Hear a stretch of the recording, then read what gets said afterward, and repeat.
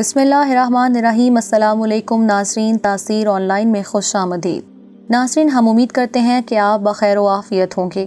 ناظرین، آج ہم بات کریں گے جنگ موتا کے بارے میں کہ اس جنگ کی کیا وجوہات تھیں، نبی پاک صلی اللہ علیہ وآلہ وسلم نے اس جنگ میں کس کو لشکر کا امیر اور سپہ سالار بنا کر بھیجا تھا، اس جنگ میں مسلمانوں کی تعداد کیا تھی اور اس جنگ کا کیا نتیجہ نکلا۔ ناظرین، یہ سن 8 ہجری کی بات ہے جب رسول صلی اللہ علیہ وآلہ وسلم نے صلح حدیبیہ کے بعد مختلف ممالک کے حکمرانوں کو دعوت اسلام کے خطوط لکھے تو اس وقت کی سب سے بڑی عیسائی سلطنت روم کے صوبہ شام کے ایک حکمران کے نام بھی خط روانہ کیا گیا۔ خط لے کر جانے والے صحابی حضرت حارث بن عمیر رضی اللہ تعالیٰ عنہ تھے، جنہیں قیصر روم کے ایک ماتحت عرب سردار شرجیل بن عمرو نے قتل کر دیا۔ آپ صلی اللہ علیہ وآلہ وسلم نے اپنے سفیر کے قتل کا بدلہ لینے کے لیے 3000 صحابہ کرام رضی اللہ تعالیٰ عنہ پر مشتمل لشکر کو روانہ کیا، جس کا سپہ سالار حضرت زید بن حارثہ کو مقرر فرمایا، جو کہ نبی پاک صلی اللہ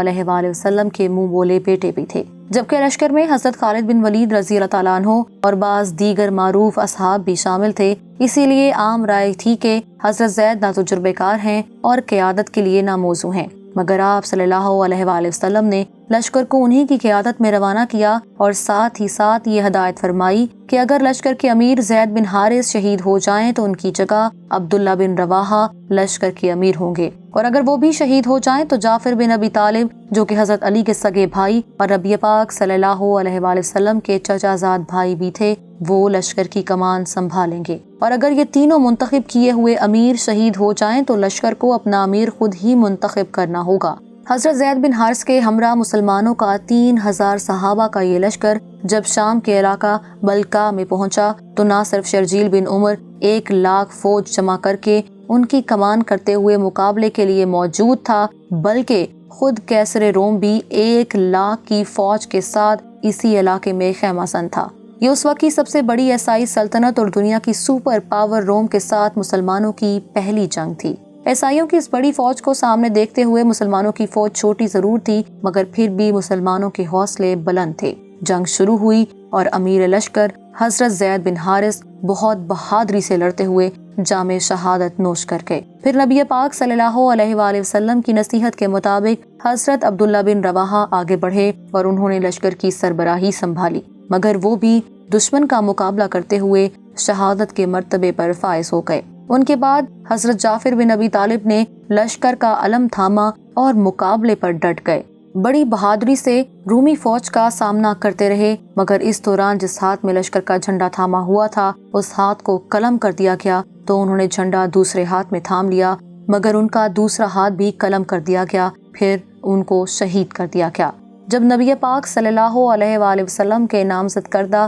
تینوں قائد شہید ہو گئے تو اب لشکر کو اپنا امیر خود ہی منتخب کرنا تھا، تو لشکر نے اعلیٰ درجے کے جنگجو اور ایک عظیم سپہ سالار حضرت خالد بن ولید رضی اللہ تعالیٰ عنہ کو لشکر کا سپہ سالار بنایا، جو کہ حال ہی میں اسلام لائے تھے، جن کی بدولت قریش نے غزوہ احد میں مسلمانوں کے خلاف جنگ جیتی تھی۔ انہوں نے اپنے جنگی تجربے سے بھانپ لیا تھا کہ مسلمانوں کی جنگ جیتنے کے امکانات بہت کم ہے۔ اس دوران رات کا وقت ہو گیا تو انہوں نے اپنی افواج کو پیچھے ہٹا لیا۔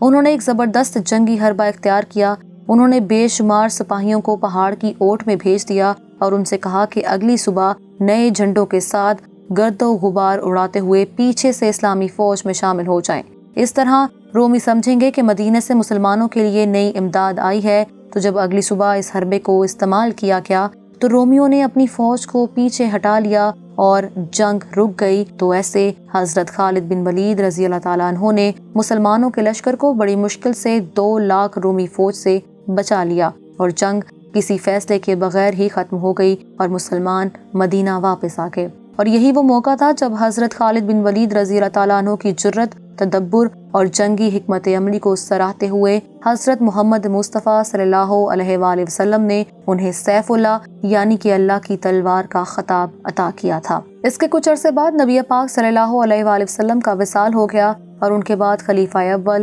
حضرت ابو بکر صدیق رضی اللہ تعالیٰ عنہ نے بہت سے لشکر روانہ کیے اور پھر اس کے بعد उस वक्त की सबसे बड़ी ईसाई सल्तनत और सुपर पावर सल्तनत रोमा को मुसलमानों के पै दर पै हमलों की ताब ना लाते हुए सिमटने और सिमटते चले जाने में ज्यादा देर नहीं लगी और ऐसे मुसलमानों ने रूमी और फारसी सल्तनतों का खात्मा कर दिया। नाज़रीन, हम उम्मीद करते हैं कि हमारी आज की ये वीडियो आपको ज़रूर पसंद आई होगी। अगर आप ऐसे ही मालूमाती वीडियोस देखना चाहते हैं तो इसके लिए हमारे चैनल तासीर ऑनलाइन को सब्सक्राइब करना ना भूलें ताकि आपको मज़ीद ऐसी मालूमाती वीडियोस मिलती रहें।